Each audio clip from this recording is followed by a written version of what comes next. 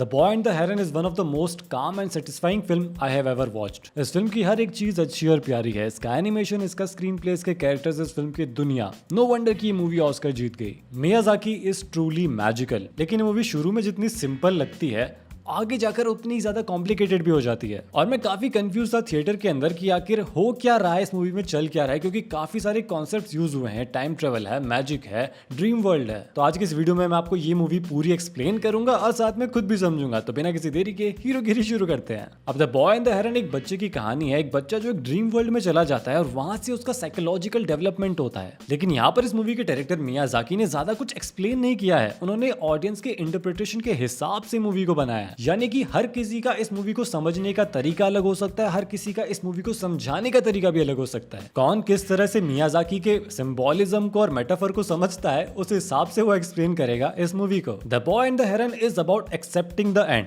ये एक famous philosophy है कि चेंज जो है वो इनएविटेबल है और किसी चीज की एंडिंग भी इनएविटेबल है। और कोई बेवकूफी होगा जो चेंज को या फिर एंड को एक्सेप्ट नहीं करेगा, क्योंकि that is how time works. Avengers as of Ultron के एंड में भी विजन यही बात कहता है कि a thing isn't beautiful because it lasts. तो मूवी के अंदर हेरन का बहुत ही बड़ा और इंपॉर्टेंट रोल है, लेकिन वो पूरी मूवी के अंदर एक पहेली की तरह है। हेरन के अंदर एक आदमी होता है। ये मेरे को बहुत ही वियर्ड लगा। ये कह लो कि आदमी है जिसने हेरन की स्किन पहन रखी है। तो ऑफकोर्स यहाँ पर मियाजाकी ने शेप शिफ्टिंग की बात तो करी है। तो शुरू में हेरन जो था वो एक बहुत ही झूठा कैरेक्टर था, लेकिन वो हमारे लीड कैरेक्टर माहितो को इस पूरी मूवी के अंदर राह दिखाता है और एंड आते थे वो माहितो का एक अच्छा एलाई भी बन जाता है। अब हेरन को ना दुनिया की अलग अलग फोकलोर्स में यूज किया जाता है, यहाँ तक कि माइथोलॉजी में भी सिंबोलिज्म के लिए। एंशिएंट रोम में हेरन की रोने की आवाज को अ सिग्नल ऑफ चेंज माना जाता है। एंशिएंट इजिप्ट में हेरन का मतलब है क्रिएशन या फिर रीबर्थ। और जापानीज फोकलोर में हेरन को गॉड का या कह लो कि एक डिवाइन क्रिएचर का दर्जा दिया गया है। एक ऐसा डिवाइन क्रिएचर जो अर्थ, वाटर और एयर के थ्रू ट्रैवल कर सकता है। यहाँ तक कि हेरन को यूज किया जाता है प्योरिटी और स्पिरिट वर्ल्ड से कनेक्शन को सिंबलाइज करने के लिए। और कुछ ऐसा ही ना इस मूवी के अंदर भी हुआ है। जो हेरन है वो ड्रीम वर्ल्ड और रियल वर्ल्ड के बीच में ट्रैवल कर पाता है। उसका कनेक्शन है स्पिरिट वर्ल्ड से, बिल्कुल वैसे ही जैसा कि जापानीज फोकलोर में बताया गया है, एक डिवाइन क्रिएचर। तो द बॉय एंड द हेरन का प्लॉट कुछ ऐसा है कि माहितो अपनी माँ को खो देता है जब हॉस्पिटल में आग लगती है। और उसके कुछ ही समय बाद में माहितो के पिताजी शादी कर लेते हैं नात्सुको से, जो कि उसकी मौसी है। और उसके बाद में माहितो को टोक्यो छोड़ना पड़ता है, जिसके बाद में वो रहता है नात्सुको के घर में, जहाँ पर उसका मन बिल्कुल भी नहीं लगता। स्कूल में उसकी लड़ाई भी होती है और इन सब चीजों के बीच में ना एक हेरन उसे तंग कर रहा होता है। और यहीं से ना एक के बाद एक ट्विस्ट आते रहते हैं। हमें क्लियरली बता दिया जाता है कि जो हेरन है वो नॉर्मल तो नहीं है बिल्कुल भी। और उस घर के पास में एक टावर भी होता है जो कि काइंड ऑफ हॉन्टेड है। नात्सुको भी उसी टावर की तरफ जाती हुई दिखती है माहितो को। और जब माहितो से ढूंढने जाता है तो वहां पर उसे वो हेरन मिलता है जो कहता है कि तुम्हारी मॉम अभी जिंदा है, तुम्हें उनसे मिलना है। और फिर शुरू होता है ड्रीम वर्ल्ड का एडवेंचर। माहितो एक ऐसे ड्रीम वर्ल्ड में फंस जाता है जहां पर किसी चीज का कोई लॉजिक नहीं बन रहा होता और सब कुछ मैजिकल होता है। उसे समझ में आ जाता है कि उसकी मॉम तो अब वापस नहीं आ सकती, लेकिन नात्सुको को ढूंढना उसका मेन ऑब्जेक्टिव है।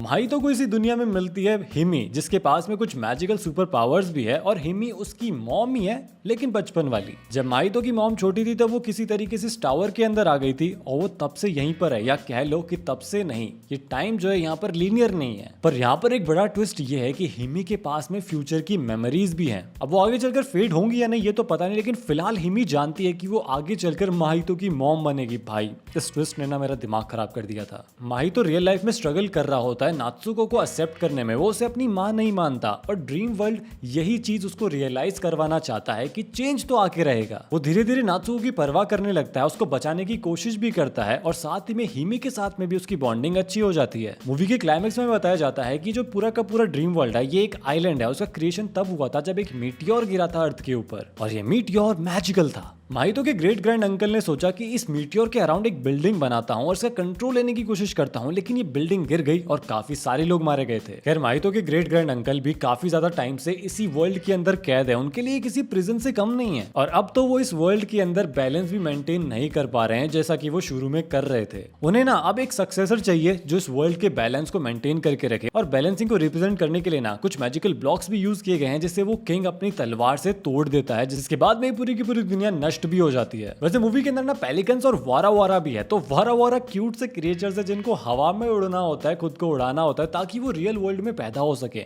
लेकिन पेलिकन्स उनको खाने लग जाते हैं जैसे ही वो हवा में उड़ते हैं और ये बहुत ही क्रूअल एक्ट था। पर बाद में हमें दिखाया जाता है कि एक घायल पेलिकन होता है जो माहितो को बताता है कि हमें जानबूझकर यहाँ पर लाया गया है, हमारी मर्जी से हम लोग इस दुनिया के अंदर नहीं आए हैं और अब सर्वाइव करने के लिए कुछ तो खाना पड़ेगा। तो हम ये कह सकते हैं कि जो ये दुनिया चला रहा था यानी कि माहितो का ग्रेट ग्रैंड अंकल, उसने काफी सारे गलत डिसीजंस लिए थे अपने पूरे ही इस रूल में और अब तो उससे दुनिया बिल्कुल नहीं संभल रही थी। एक ग्रुप ऑफ क्रीचर्स और था, पैराकिड्स, जो कि खूंखार है लेकिन दिखते क्यूट हैं। वो माहितो को लिटरली खाने वाले थे चाकू से काट के। अब समझ में ये नहीं आ रहा कि यहाँ पर पैराकिड्स किस चीज को रिप्रेजेंट कर रहे थे, वो किस चीज का सिंबल थे। देखो रियल लाइफ में ना ह्यूमंस पैराकिड से बहुत ज्यादा सिमिलर है।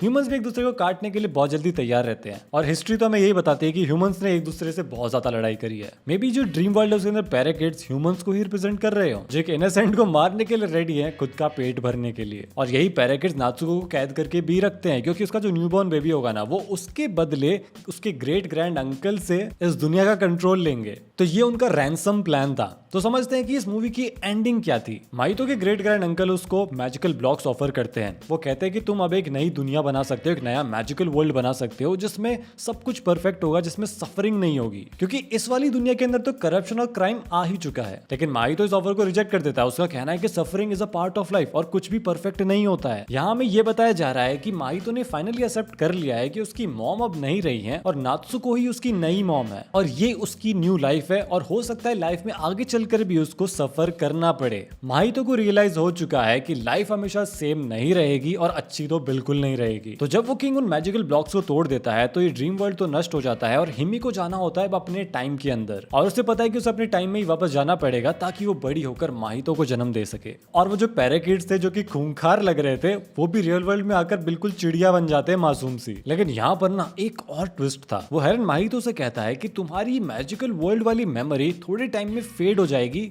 और यही तुम्हारे लिए बेहतर रहेगा। यानी कि थोड़े टाइम में माहितो भूल जाएगा कि उस दुनिया के अंदर गया था, लेकिन उससे जो उससे सीख मिली है वो उसके साथ हमेशा रहेगी। तो ये मूवी हमें समझाती है कि हर चीज का एंड होता है, लोग मरते हैं, दुनिया खत्म होती है। वो जो मैजिकल वर्ल्ड था वो भी परफेक्ट था शुरू में, लेकिन बाद में वो भी खत्म हो गया। सुंदर चीजें भी एक दिन खत्म हो जाती हैं, खराब हो जाती हैं, नथिंग लास्ट्स और यही लाइफ का ट्रुथ है। आई होप कि अब आपको ये मूवी और ज्यादा रिलेटेबल लग रही होगी। शुरू में तो मैं भी बहुत ज्यादा कंफ्यूज था, लेकिन बाद में मुझे समझ में आ गया कि मियाज़ाकी हमें क्या मैसेज देना चाहते हैं। बाकी अगर आपको वीडियो अच्छी लगी तो लाइक और शेयर कर देना और मैं आपको मिलूंगा अब अगली वीडियो में।